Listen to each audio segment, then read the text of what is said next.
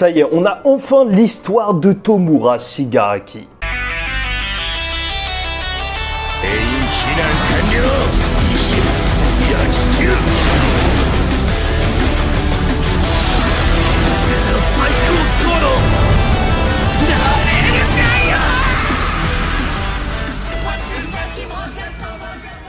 Mesdames et messieurs, ici Chaz et on se retrouve aujourd'hui pour la review de l'épisode 23 de cette saison 5 de My Hero Academia, ou plutôt My Villain Academia. Et c'est vrai que ce début d'épisode conforte encore l'idée que Twice est juste incroyable, c'est juste n'importe quoi. Tu vois que Toga est au sol et lui, ce qu'il va faire, c'est juste créer un clone. Bien sûr, il doit prendre la taille et tout, et il crée un clone aussi qui est KO, mais pour lui faire une transfusion de sang.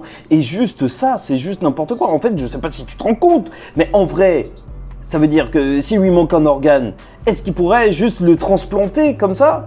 Ou même, je sais pas, s'il fait une copie d'elle jeune et qu'il la conserve, est-ce qu'il peut greffer son cerveau? Bon, après, peut-être que ça part un petit peu trop loin, mais en vrai, son pouvoir est juste dingue. Et c'est ça que je ne cesserai de répéter, même si, bien sûr, il a besoin d'informations, taille et tout. Et encore une fois, je le répète, avec la technologie du Front de Libération Paranormale, tu vois, qui ont un satellite et tout, bah franchement, il y aurait moyen, tu vois, s'il avait beaucoup plus d'outils, d'utiliser son alter, mais tellement plus loin, tu vois, créer des copies d'Endeavor et tout, parce que tu vois que même eux, en fait, t'as le politicard qui se bat lors de cet épisode et qui a un masque pour augmenter sa voix et donc mieux utiliser son alter, un alter qui rend plus fort en réalité les gens qui sont à côté de lui, hein, et un truc qui correspond très bien à un politique, mais surtout qui est extrêmement efficace, alors que là, il y a une marée de monde autour de lui, et c'est vrai que c'est assez regrettable de voir que, en fait, Spinner, qui est censé être sur le devant de la scène à ce moment-là, en soi, il brille pas du tout. Je sais pas pour vous, mais pour moi, c'était un des moments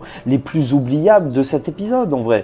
Parce que, voilà, en fait, My Villain Academia, je suis désolé de toujours revenir sur ça, vous inquiétez pas, à la fin de la saison il y aura une vidéo, je vous le répète, pour vous expliquer vraiment pourquoi My Villain Academia est une mauvaise adaptation du manga, parce qu'en fait, normalement, en fait, tout ce passage où tu le vois se battre et tout, un petit peu, justement, montrer que il est du côté de Shigaraki, bah c'était important, parce que avant, en fait, il en doutait un petit peu, sauf que là, vu que tu le vois pas douter, bah quand il est en train de dire, oui, je me bats pour Shigaraki, bah tu dis, ok, normal, en fait, c'est bien, comme tout le monde. Alors que non, en fait, il se passe un truc, en fait, c'est un développement pour le personnage, sauf que pour l'instant, en fait, t'as pas le point A, donc t'arrives directement au point B, et donc tu te dis, ok, bah, il y a pas de souci, et c'est pour ça que c'est vraiment regrettable. Après, au niveau de ses capacités, bien sûr, là où on a l'affirmation de son alter qui est vraiment pas ouf, entre guillemets, enfin, c'est un lézard, il s'accroche au mur et tout, il se bat, ça reste en somme assez classique, et encore une fois, comme les autres membres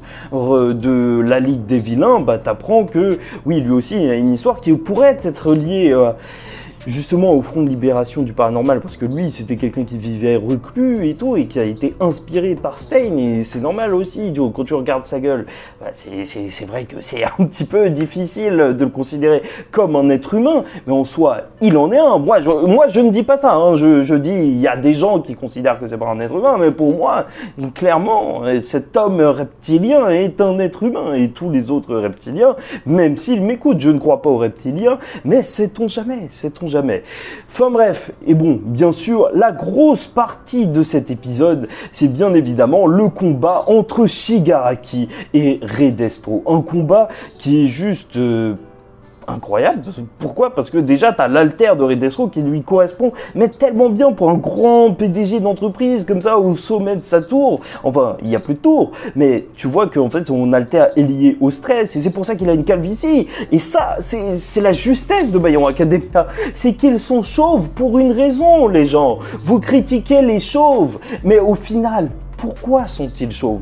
Et bien sûr, en fait, ce stress, plus il augmente, plus il devient monstrueux, et tu vois qu'il devient carrément un gros monstre tout noir et tout, et carrément il peut lancer, il s'est entraîné pendant des années à lancer son stress sous forme de boule d'énergie, sauf que Tomura Shigaraki n'a pas dit son dernier mot. Et c'est vrai que Shigaraki, en fait, ce qui est impressionnant, c'est de voir à quel point Red Destro, c'est quand même un vilain accompli, mais que Shigaraki, celui qu'on considérait peut-être comme un sous-vilain, tu vois, un petit jeune, mais en fait, il se défend très très bien. Il se défend très très bien, il risque tout, même quand il s'est pris la boule pour essayer de détruire Red Destro, et il le sent même Red Destro que en fait Shigaraki il n'est pas normal, en vrai il est très très puissant et c'est pas du tout normal cette agilité et tout, et c'est pour ça en fait qu'il faut bien le retenir. En fait ce passage il nous montre bien que le Shigaraki qu'on a connu avant il est totalement différent du Shigaraki qu'on connaît aujourd'hui, un Shigaraki qui a mis sa vie en jeu en se battant pendant des mois contre le monstre qu'est Maquia, et c'est pour ça aussi que cet épisode marche bien, parce que on nous dit à la fois ça, à la fois que voilà il est devenu fort grâce à un combat où il a mis sa vie en jeu, et en même temps on nous montre que Maquia est en train d'arriver et qu'il fout le bordel, et c'est normal, parce que ce truc est un véritable monstre, en fait une catastrophe naturelle, et quand tu vois la catastrophe naturelle, tu te dis Shigaraki s'est entraîné contre ce truc pendant des mois, mais c'est normal, il est devenu juste surpuissant. Et bien sûr Red Destro, quand il va lui péter les mains, enfin même si c'était un petit peu plus tôt dans l'épisode, il va être étonné que Shigaraki réussit à le détruire un petit peu juste avec 2 doigts, parce que je vous rappelle que normalement il doit avoir un contact avec 5 doigts, comme quoi son alter est en éveil, et en fait son éveil il passe aussi par son éveil en vrai psychologique, parce qu'il commence à se souvenir de sa propre histoire, et même il veut, et au final c'est ça, tout détruire, même après avoir connu, enfin s'être souvenu de toute son histoire, parce que son histoire est véritablement intéressante, là où tu la compares à celle de Midoriya en fait. C'est là où quand même tu as 2 situations qui sont peut-être en fait... en vrai, à la fois anodine, parce que dans ce monde-là, vouloir devenir un être, un super-héros, ça semble tout à fait logique, mais là où Izuku, il avait aucune chance et il avait aucune chance et sa mère l'a encouragé, là, en fait, c'est quelqu'un qu'on a empêché, en fait, de vivre pleinement sa vie, de même vouloir accomplir son rêve, tu vois. Ce gamin, en fait, il voulait juste être super-héros, et en même temps, toute la société, elle idolâtre les super-héros, et son père, lui, il était totalement contre, et là où ça va mal, et même ça fait une histoire plutôt classique en fait, un vilain qui a eu une mauvaise enfance et tout, avec des parents abusifs, en soi ça marche quand même plutôt bien dans My Hero Academia et dans cet épisode, parce que c'est vraiment bien fait, parce que le Shigaraki, tu sens en réalité qu'il comprend vraiment pas, je pense que Horikoshi, il a vraiment réussi à faire quelque chose à ce niveau-là, où tu te mets vraiment à la place du gamin, et le gamin en vrai, il comprenait juste pas pourquoi son père, il voulait pas qu'il soit un super-héros. Et c'est là où c'est vraiment très fort, parce que nous, on a déjà les informations d'avant et tout, Nana Shimura, qui a eu son mari qui est mort et tout, et donc qui a abandonné son fils. Mais lui, il connaît pas toute cette histoire. Lui, c'est qu'un enfant qu'on bat même juste parce qu'il a des rêves que tout le monde a, et c'est pour ça que c'est assez dur. Et là où c'est vraiment très ironique et à la fois tragique, c'est que même si le père, il pète des câbles tout le temps et tout, et même quand ils vont trouver la photo dans le bureau, au final, quand il va relire la lettre de sa mère, il va remarquer, et je trouve que c'est vraiment bien fait, ce petit point assez flou, en fait, qui montre que, en fait, sa mère, quand elle a écrit cette lettre, elle a pleuré, et que ça la déchirait vraiment d'abandonner son fils.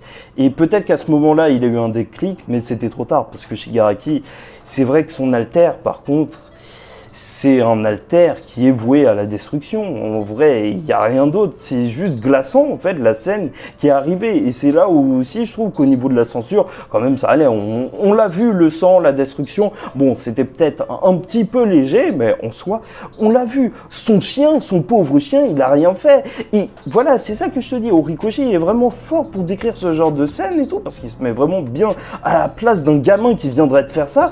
Il vient de tuer son chien qui a explosé juste à côté de lui, et il va même pas se dire que c'est lui ou je sais pas quoi, non, il va même pas réussir à parler, il va se dire qu'il y a un vilain derrière lui qui est en train de faire quelque chose, il est en train de flipper, c'est un enfant en fait, il se rend même pas compte que c'est son propre pouvoir, et je sais pas si tu te rends compte à quel point c'est tragique en vrai que...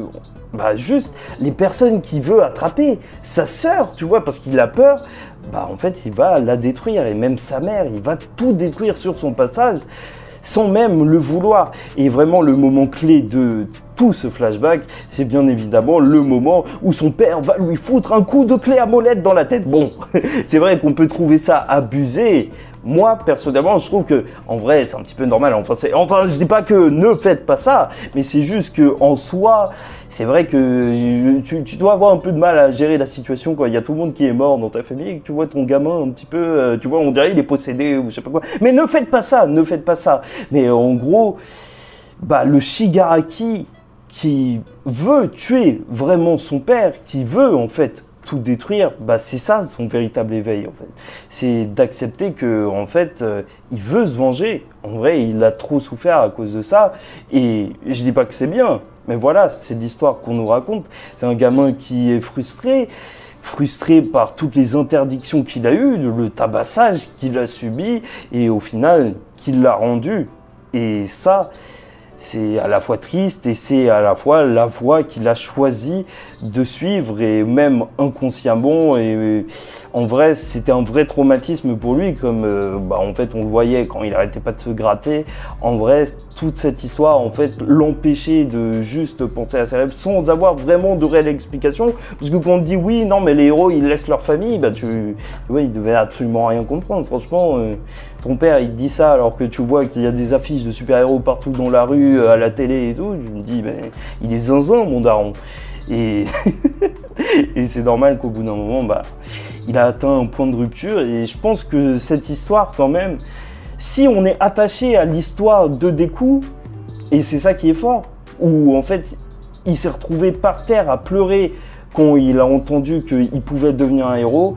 Bon, en soi, Shigaraki, c'est juste celui qui a pas pu entendre ça de la part de la personne qui voulait entendre. Enfin, bon, je sais pas s'il voulait entendre son père dire ça, mais si, il voulait sûrement. Et c'est ça qui lui a manqué, et c'est assez triste, et c'est assez fort de voir que juste cette petite phrase, en fait, elle a changé énormément de choses pour Midoriya, et qu'elle aurait pu changer aussi énormément de choses pour Shigaraki. Et bon, on parle même pas d'All for One qui est complètement zinzin à lui mettre les mains de sa famille et tout. Franchement, il est complètement taré. C'est normal que ce gamin soit complètement taré lui aussi. Mais maintenant, il va pouvoir s'éveiller complètement. Et le prochain épisode risque d'être magnifique. Enfin bref, de toute façon, je suis de retour dans mon décor la semaine prochaine.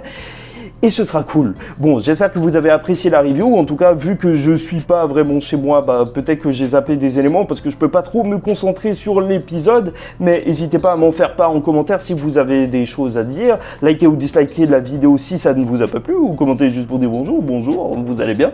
Et en attendant la semaine prochaine et au prochain épisode de My Hero Academia, je vous dis ciao tout le monde, faites attention à vous et surtout, paix sur vous.